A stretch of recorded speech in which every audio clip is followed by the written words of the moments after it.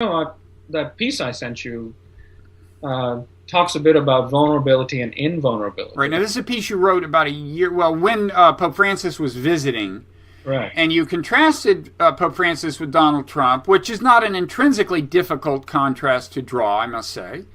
Uh, but you got a little more fine grained than that. You did a big issue was vulnerability versus Trump was like. Well, you explain it. Yeah, no, I was puzzled by the fact that these two people were claiming such public oxygen at the same time. Admittedly, likely not by the same people, Mm-hmm. but there was something about the striking contrast between the two and the striking draw that both had that was puzzling me. And I was just trying to think this through. What is going on? And I fundamentally think that it has to do with two conceptions of power: power as vulnerability, and power as invulnerability. And Trump is obviously on the side of the latter. That our true power comes from rendering ourselves invulnerable from every possible perceived threat. And then, of course, we manufacture some of these threats, or racialize them, or religionize them. And so the Muslim, the other, the racial other, and so forth, and the Mexican other, and we build walls. So the wall becomes a kind of symbol for the kind of power of the invulnerable. And then there's another kind of power, the kind of power we might call relational power, the power of vulnerability, the power that recognizes that we are all of us in it together, and that to secure our well-being at the expense of another is actually a misguided notion of what power constitutes in a world that is, as King would say, woven together an inescapable network of mutuality, a single garment of destiny. Right? If life is marked by our belonging to each other, then the only kind of authentic power that conforms to a world that's marked by deep relationality is sort of opening up into that vulnerability.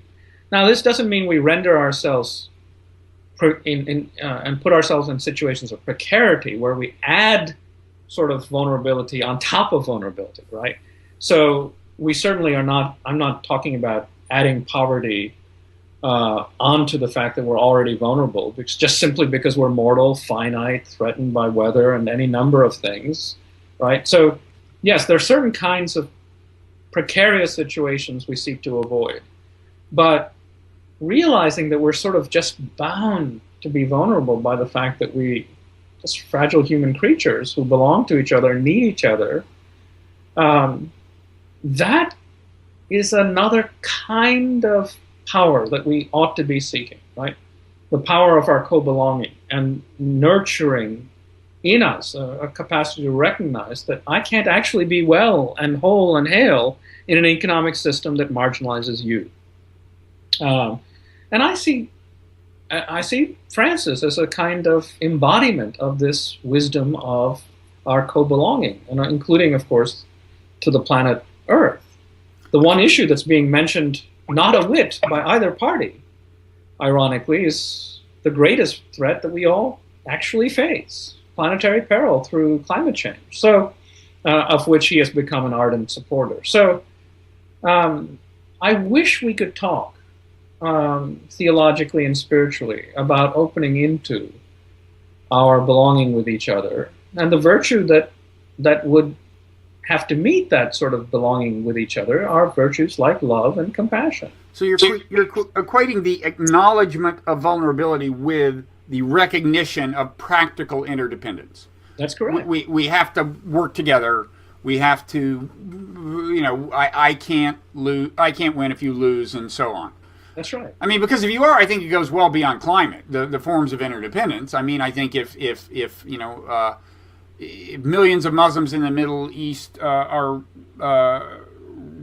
feel alienated and hated and feel that the U.S. is at war with them, that's bad for us, and so on. I mean, I think there are a lot of forms of interdependence, and that they've grown through history, and so I see what you're saying now about vulnerability.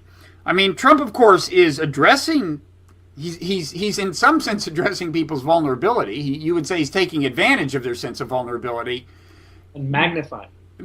Yeah, and giving them the illusion of invulnerability, giving them the illusion that they're not interdependent.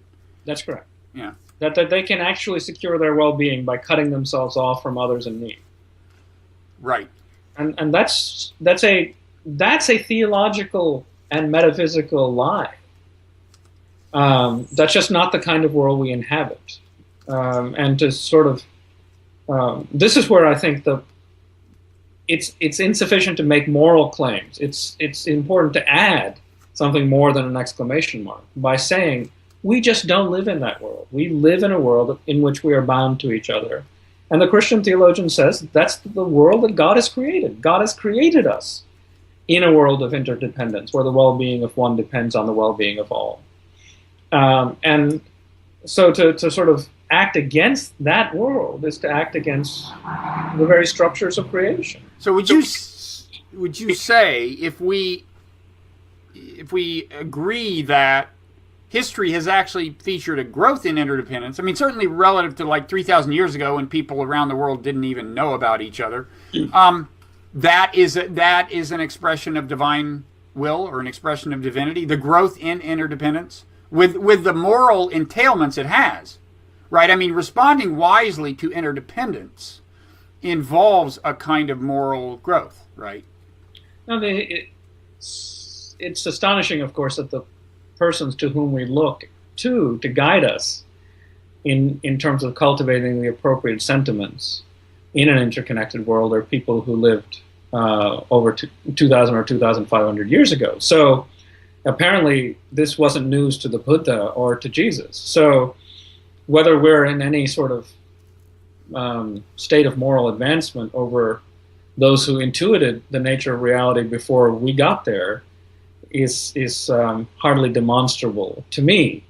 What you seem to be saying is what Siddhartha Gautama and Jesus intuited has become sort of manifest historically in terms of a set of social, technological infrastructures, right, that make it sort of, which were arguably pretty close to inexorable. If you look at the history of technological level, if you accept that communication and transportation technology were going to advance, people were bound to grow more interdependent. I'm asking you if it's theologically plausible from your point of view that that's an expression of divinity, the fact that that is has been the direction of history. Yes. I'm prepared to say that.